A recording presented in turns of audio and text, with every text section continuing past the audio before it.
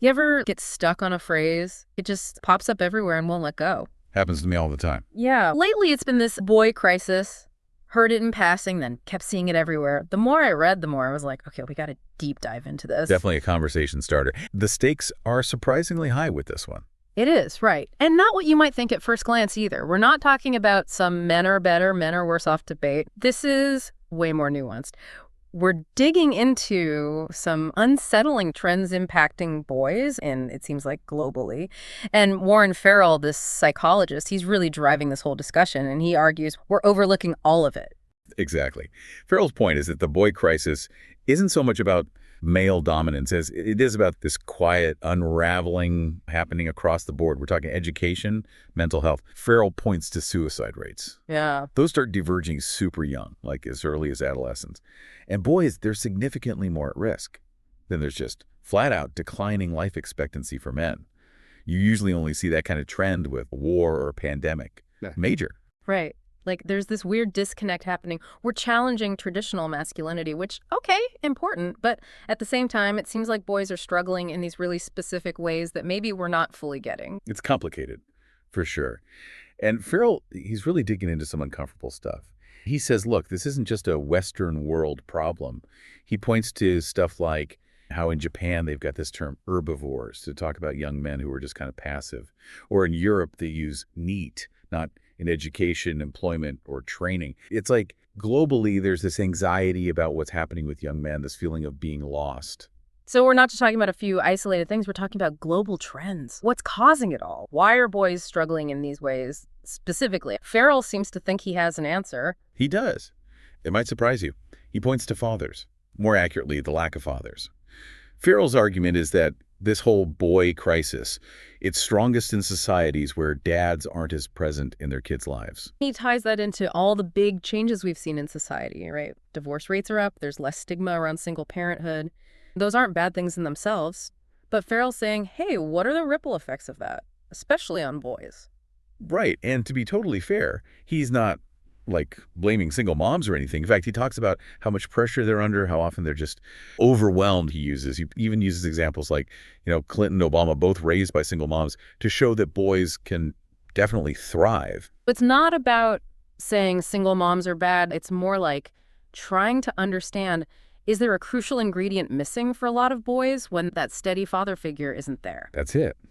And that's where Farrell dives into what fathers bring to their sons that's so unique. And get this, he uses a kind of unexpected example to explain it. Roughhousing. Roughhousing. Okay, I gotta say, when I first read that, I was like, huh, really? But then the more I thought about it, Farrell actually makes a case for it. How this thing that seems so simple, dads messing around with their sons, actually teaches these really important life lessons. Yeah, it's not as straightforward as it seems, right? Farrell points out that dads and moms, they roughhouse totally differently. And those differences, those are key. It's more than just dads goofing off. Moms, they're often more about like, be careful, don't get hurt, trying to keep everyone safe, But dads, they let things get a little more physical. They don't step in unless it's really necessary. There's actually a purpose behind it. That's Farrell's argument. That's how dads teach boundaries. Not just saying don't do that, but letting them figure it out, action, consequence, the whole deal.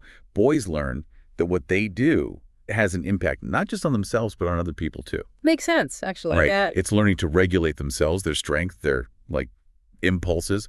Otherwise, the game's over. It's funny because we always think of empathy as, I don't know, more of a mom thing. But you're saying that roughhousing with dad, that's part of how boys learn it too. See, by roughhousing with their dads, they're learning to read body language, like, okay, he's getting serious now, or he's about to counter that move. They learn to anticipate reactions, and they start to really get how what they do affects someone else. It's this whole physical language they're learning, like how to move through the world through play. Farrell even connects this kind of play to postponed gratification. Wait, what? How does that even work? Think about it. When you're roughhousing, you can't win every time. Right. And sometimes you got to wait your turn or hold back a little so you can keep playing. So without even realizing it, boys are learning to deal with not getting their way. They're learning to manage those impulses and delay gratification. Those are essential skills for everything in life, really. And it's not just him saying this, right? There's research that backs this up. Farrell talks about how this kind of play is linked to better grades, doing better socially, all of it. And all this from just like wrestling with your dad in the living room. And it goes deeper because this type of play, it's physical. So there are risks, challenges built in. That lets boys test their limits, push boundaries, and get back up when they fall, all within the safety of being with their dad. So it's a training ground for the real world and how to deal with it. Exactly. And look, Farrell's not saying moms can't do this kind of play, but he does say it often doesn't come as naturally. And that's okay. It's not about one being better than the other. It's about different strengths, different ways each parent contributes. Both parents have their own special roles to play in a kid's life. And when dad's not there, that's a very specific thing that's missing. And it's not just roughhousing either. Farrell talks about how without that dad in their life, boys often miss out on all sorts of things.